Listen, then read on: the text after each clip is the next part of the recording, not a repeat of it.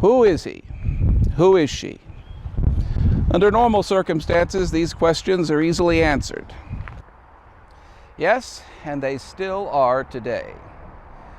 What was true then, in 2017, is just as relevant today. For every day, throughout the world, thousands of individuals lose their lives, the vast majority of them through natural causes. Fortunately, most of them are quickly identified and their cases closed. Sadly, however, a few of them are not so fortunate and are deprived of not only their lives, but their very identities. It is then that they are assigned the pseudonym specially reserved for those who have been deprived of their true names. John or Jane Doe. What he said.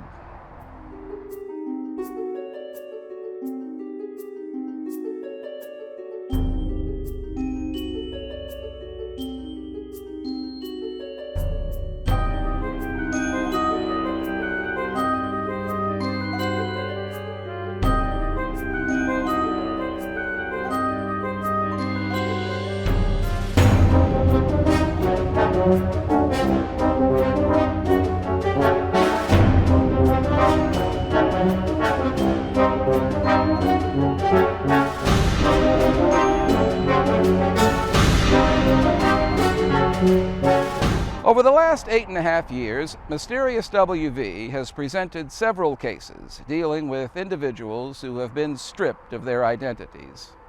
2 of these individuals, discovered in Ohio, have happily had their names returned.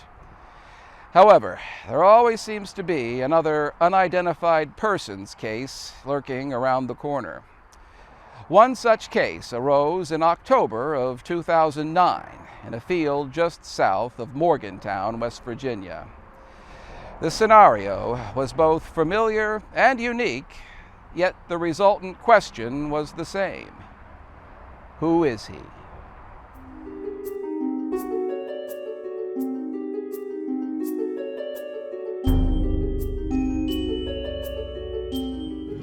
Morgantown, West Virginia is located in the extreme northern part of the state, known as the Potomac Highlands. Since 1868, it has been home to West Virginia's largest center of higher learning, West Virginia University, a college town in every conceivable sense of the word. Morgantown, however, makes up only a portion of Monongahela County. Like most anywhere in the Mountain State, you don't have to venture far to find yourself in a rural and often isolated locale. For most, this is a trek taken deliberately, an opportunity to escape the noise and congestion of the city and restore one's peace of mind through nature. Being a true college town, Morgantown experiences an influx of new, albeit temporary residents each successive year. It may be surprising for some to learn that WVU attracts a considerable percentage of its student body from locations outside of West Virginia. Take a stroll around the campus after the beginning of September, and you'll be greeted by an amalgam of faces and accents from around the USA, even the world. This yearly influx of students and faculty swells the city's population, frequently bringing with it a sub-influx of persons seeking seasonal employment. New faces soon become the norm rather than the exception. While a refreshing change of pace, this annual turnover of residents and transients, by its very nature, brings with it the unsettling potential of becoming lost in the mix. Just another face in the crowd, another worker in a shop along the high street, or another student seeking to further their education. In 2009, someone, possibly pigeonholed into one of these categories, came to Monongahela County, although it is unlikely he had any idea that he would be taking up permanent residence. We don't know where he came from, we don't know how old he was, We don't know just why he was here. And we, of course, do not know his name. What we do know is how his presence in the region was discovered. Like many of the John and Jane Does we've profiled over the years, his mystery has its genesis with an unsuspecting individual happening upon an equally unsuspected site. Our John Doe was first sighted during the late afternoon of October 20th, 2009. Late October in Monongahela County means two things to most locals: the leaves changing color and the coming of the hunting season. Both small yards and large fields need clearing to make way for the coming of winter and the traipsing of hunters' boots. That day, 21-year-old Randy Triplett, Jr. was mowing a field on property owned by his family. Late in the afternoon, Randy began working in an area of the open field near some junk cars and trucks. When he entered the area, Randy noted a foul odor lingering in the air. Initially thinking it was the odor of a deer carcass, he paid it little mind. However, as he continued to maneuver around the rusted-out hulks, the odor grew stronger, and Randy began to feel uneasy. Alighting from his mower, he walked over to the junked vehicles. In no way could Randy Triplett have been prepared for what was to happen next. At the rear of an overturned coal-hauling truck, Randy spied a human skull amidst the weeds.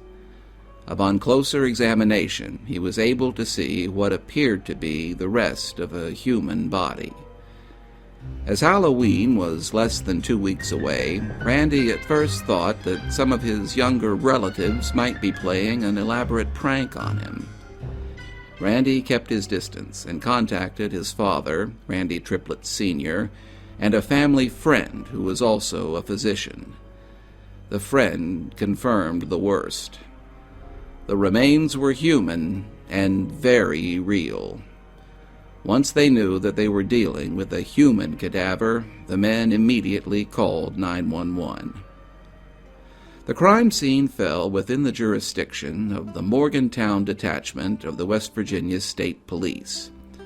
First Sergeant C.E. Porter dispatched Sergeant Michael Keefe and Corporal J.C. Weaver to secure the crime scene.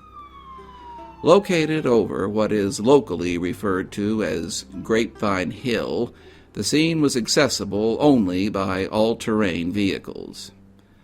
Concurrent with the crime scene search, other troopers began sifting through recent missing persons bulletins, and a call was also made to State Medical Examiner John Carson. According to emergency radio traffic, Carson was dispatched to the rural crime scene at approximately 7 p.m.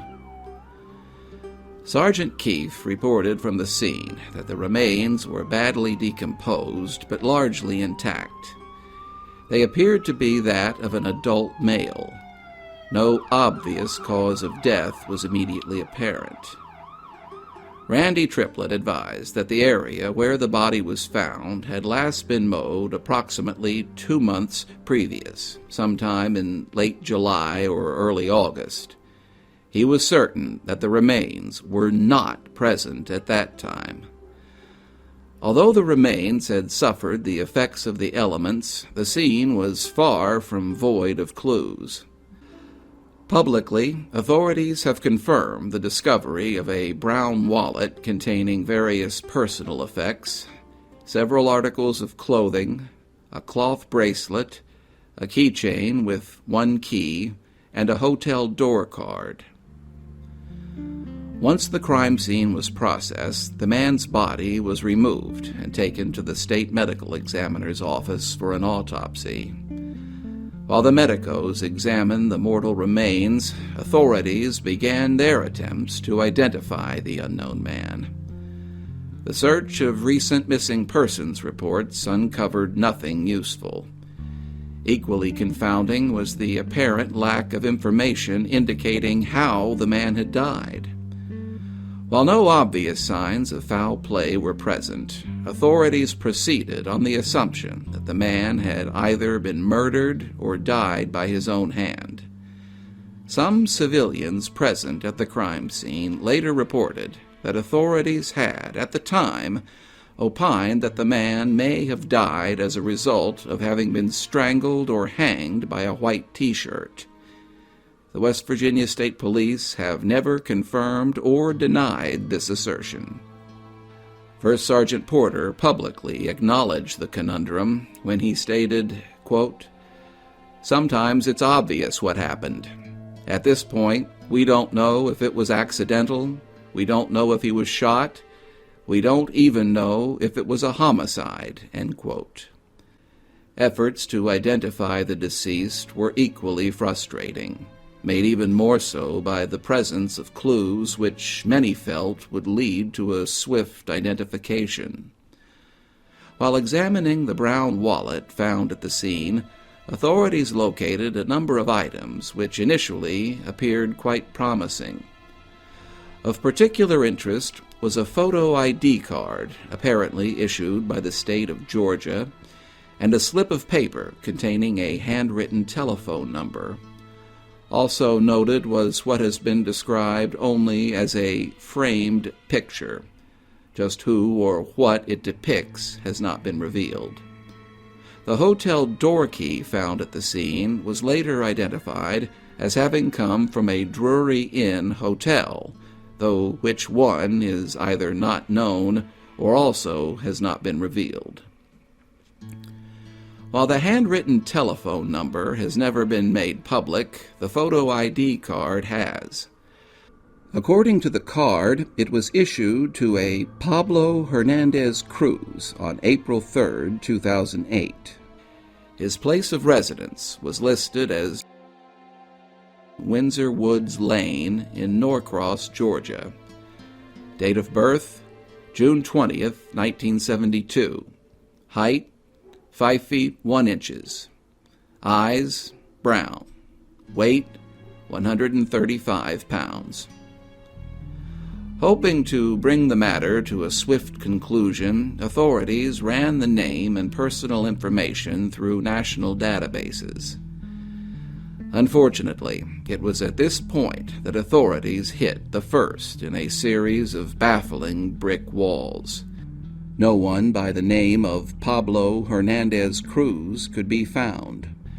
The West Virginia State Police contacted authorities in Norcross, Georgia, to compare notes and arrange for a check-in at the listed address. The address turned out to be real, but no one there recognized the man or had any family members or friends who had recently gone missing. Georgia authorities also ascertained that the ID number on the card was non-existent, suggesting that it was perhaps either a forgery or an altered ID card. This, in turn, raised the question of whether or not the man may have been in the United States illegally. Authorities also called the telephone numbers found in the man's wallet, but reported that none of them led anywhere. What appeared to have been their strongest clues to the man's identity had proved almost useless. Authorities did, however, conclude that the man pictured on the ID card and the man found on the Triplett's property were one and the same, a supposition based primarily on the fact that both the man in the photo and the remains indicated an Hispanic male with a strong jawline. However, it must be stressed that this is educated conjecture and not a medically or forensically established fact. At the present time, both the remains found at the scene and the man shown in the photo ID should each be considered unidentified until further proof can be established. Acting on the assumption that the man shown on the ID card was their John Doe, authorities showed the card to local and county police officers, employees at local Mexican restaurants, as well as other locations where local Hispanics were known to congregate. When the shoe leather canvas failed to turn up any leads, the West Virginia State Police sought assistance from the local media. On Friday, October 30th, 2009, the ID card found at the scene was published in the Morgantown Dominion Post and shown during several local newscasts. A handful of leads were called in, but none of them bore fruit. With their two most promising avenues of identification closed, authorities turned their focus back to the unidentified remains and the clothing found along with it. The man's body, while complete, was in a state of advanced decomposition, making it impossible to obtain fingerprints or establish the presence of any tattoos, scars, or other epidermal features. In general, however, that which was found at the scene, along with an in-depth anthropological examination, did paint a fairly complete picture of the unidentified male, how he was attired at the time of death, and a rough approximation as to when death had occurred. Contemporary accounts state that the field where the remains were located had last been mowed in August of 2009. However, current online listings give the month as July. Corporal Weaver initially estimated that the remains had been in the location where they were found for at least 6 weeks. Authorities have not been able to ascertain just why the man was in the area where he was found. The John Doe was found to be of either Hispanic or Native American descent. He was estimated to have been between 30 and 39 years of age. The information listed on the invalid ID card was found to be quite accurate. The man's hair was either black or dark brown and was cut very close to the scalp. He was approximately 5 feet tall and weighed about 135 pounds. It was repeatedly noted that the man had a strong jawline, perhaps similar to the man shown on the ID card.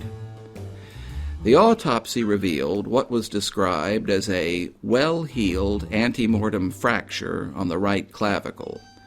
The fourth right metacarpal had a well-healed fracture of its midshaft. When he was found, the man was attired in a pair of blue jeans secured with a brown belt. He was wearing white boxer-type shorts, white socks, and brown chukka-type boots. A bracelet made of cloth was found on his wrist. Despite the intensive investigation and the involvement of the local media, no credible information concerning the man's identity was forthcoming. Gradually, perhaps inevitably, reports about the man slipped from the front pages and were relegated to small column reports. In time, these too dried up, and by 2011, the mystery of the man's identity had been all but forgotten. Today, the investigation into the John Doe's identity has all but ceased. First Sergeant C.E. Porter perhaps summed up the frustrations best a few months after the discovery. We're really no better off than we were when we found the body. We have exhausted all of the leads we had. We didn't really get a lot of information. I thought we would, but we really didn't. Nearly 16 years have now passed since the Morgantown John Doe was discovered, and his remains have long since been cremated in keeping with state law. Fortunately, by 2009, the Cold Case Unit of the West Virginia State Police had been formed, and authorities made certain that viable DNA samples and usable dental records were preserved. Perhaps one day, these macabre mementos will allow the John Doe to be rechristened with his true name. Perhaps a family member or friend will come forward to finally fill in the details. Or perhaps the one to fill in the missing details will be you. The Morgantown John Doe was found on the afternoon of Tuesday, October 20th, 2009. He was discovered in this general area by Randy Triplett, Jr. whilst mowing some tall grass in the area. The grass had last been cut either in late July or early August of the same year. Nothing was present in the area at that time. The remains were discovered near a junked flatbed coal truck which had been overturned. Authorities are not certain if the man died by his own hands or at the hands of another. A brown leather wallet was found with the remains. The wallet contained a piece of paper with a handwritten telephone number, what was described as a small amount of coins and cash, and a Georgia photo identification card bearing the name Pablo Hernandez Cruz. A photo of a man whom authorities believe may be their John Doe was also depicted. While they cannot be certain of this, many of the physical characteristics listed on the ID card did seem to match the remains found at the scene. The John Doe was estimated to have been roughly between 30 and 39 years of age. He had black or very dark brown hair, which had been cut very close to the scalp. In line with the information listed on the card, the man was estimated to have been approximately 5 feet 1 inches in height and weighed approximately 135 pounds. The color of his eyes could not be determined by observation.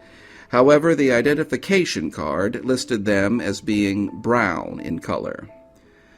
The name and address given on the identification card were both investigated. The name, Pablo Hernandez Cruz, did not appear in any databases, and no one around Windsor Woods Lane in Norcross, Georgia, recognized the man in the photos. When he was found, the unidentified man was clad in a pair of blue jeans with a brown belt, white boxer-type underwear, white socks, and brown chukka-type boots. A bracelet made of cloth was on the man's wrist. A white T-shirt was found near the body, and authorities have surmised that it may have been the instrument of the man's death. At present, the cause of death continues to be listed as undetermined. Authorities think it is possible the man may have been a transient or a migratory worker, and the fake identification card indicates that he may have been in the United States illegally. Mysterious WV reached out to the West Virginia State Police on this matter. However, they politely declined to participate in this feature. If you have any information concerning the identity of the Morgantown John Doe, please contact the Morgantown Detachment of the West Virginia State Police at 304-285-3200.